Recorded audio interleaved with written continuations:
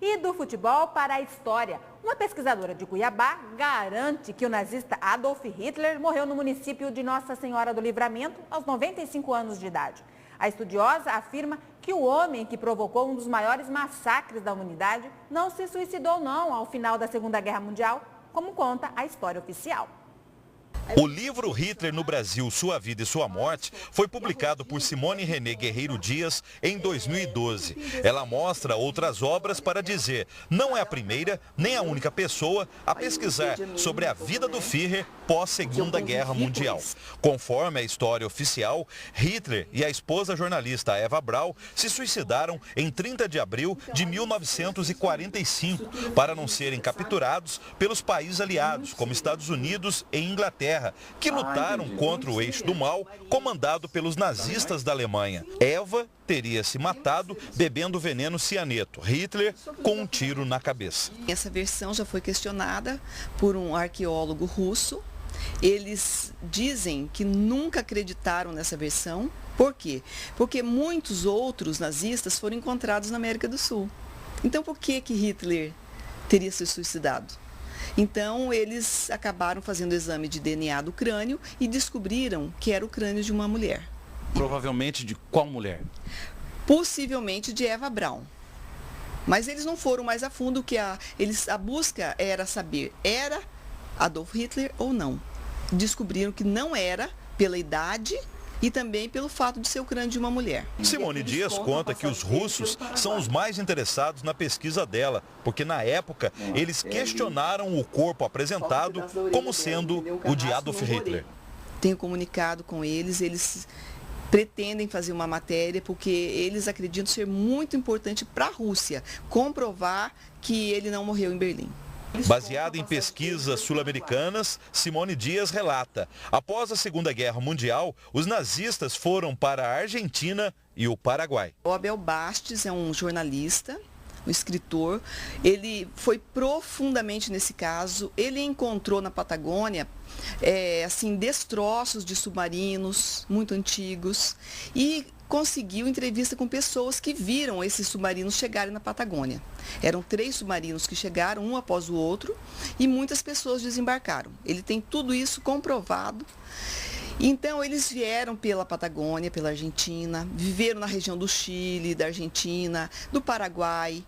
E aí acabaram entrando para o Brasil, assim como José Mengele, que foi encontrado em Bertioga. A pesquisadora ressalta, a ligação do nazismo com o Brasil data da ditadura do Estado Novo, iniciada em 1937, período em que Hitler teria vindo ao país para se encontrar com Getúlio Vargas. O livro de Robert Sander, ele conta a história dessa convivência muito íntima que havia entre Getúlio Vargas e Hitler. Getúlio Vargas era assim, apaixonado pelas ideias do nazismo. Então, acredita-se que Getúlio Vargas tenha convidado Hitler para conhecer o Brasil.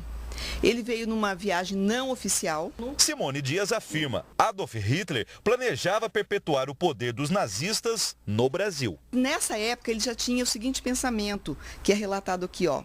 No Brasil se acham reunidas as condições para uma revolução que permitiria transformar um estado germânico e habitado por mestiços numa possessão germânica.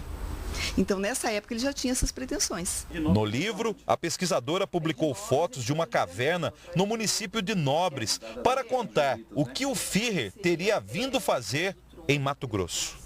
É importante salientar que eles vieram com muito recurso, com muito ouro. Eles haviam saqueado os judeus e os judeus sempre tem muito ouro, mas quando esses recursos foram se acabando e eles não conseguiram as pretensões políticas que eles tinham no Brasil, então ele veio em Nobres, porque ele tinha um endereço, um mapa de um deixado, um guardado da época dos jesuítas, quando foram expulsos por Marquês de Pombal.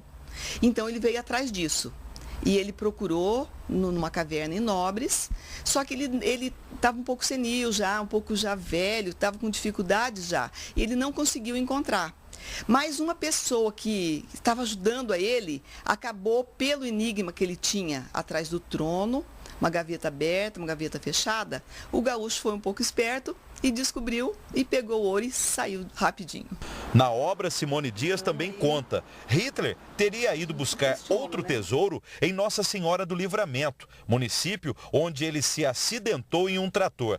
Por isto, Adolf Hitler teria sido medicado na Santa Casa de Misericórdia de Cuiabá. Ele chegava num local que ele tinha pretensões, ele procurava um emprego, ele se propunha fazer cerca, ele fazia qualquer coisa, qualquer negócio. Em Nobres ele foi fazer cerca na fazenda, para ele ter acesso à caverna. Em Livramento, ele foi trabalhar com trator. E quem sabe ele não tinha muita experiência, ele caiu desse trator e sofreu um acidente, quebrou a bacia junto ao fêmur. A pesquisadora relata, após o acidente no trator, Hitler teria passado a ser cuidado por um padre e uma mulher negra chamada Ana Luísa. Ele veio para a Santa Casa, a gente tem os relatos que ele deu entrada ali, na Santa Casa por 2 vezes, e um senhor acompanhou, e é interessante colocar também que ele foi reconhecido pela madre aqui na Santa Casa. A madre Adia era uma polonesa, ela possivelmente participou da Segunda Guerra, e quando ela viu o personagem, ela falou, esse camarada não entra aqui, ele é sanguinário, por favor, tire esse homem daqui.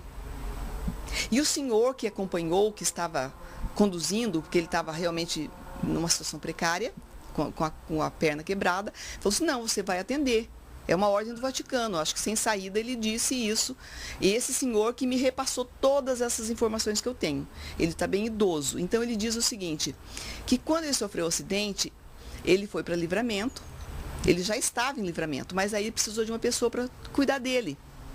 E encontrou essa senhora, essa morena negra, que cuidou dele, e depois que ele melhorou, ele acabou convivendo com ela. E também, logo depois do acidente, veio para Livramento um padre, bem jovem, possivelmente para cuidar dele. Simone Dias ressalta, em Mato Grosso, Adolf teria trocado o sobrenome Hitler. É Leipzig, é uma homenagem à cidade de Bach, Sebastian Bach, ele era um grande admirador de Bach, e também era o nome da praça de Berlim, onde eles tinham a sede. Então era uma homenagem bem propícia. A pesquisadora acrescenta, o Führer, que teria vivido em Mato Grosso, faleceu entre 1984 e 85, com cerca de 95 anos de idade. Mas qual é a base científica e a prova cabal dessa história? A maior evidência que a gente tem é de ter encontrado um corpo, pelo menos fragmentos de ossos. Então eu penso que isso vai ajudar agora a gente procurar um parente para poder fazer o exame de DNA. Porque mesmo com todas essas evidências, a gente não tem uma prova técnica.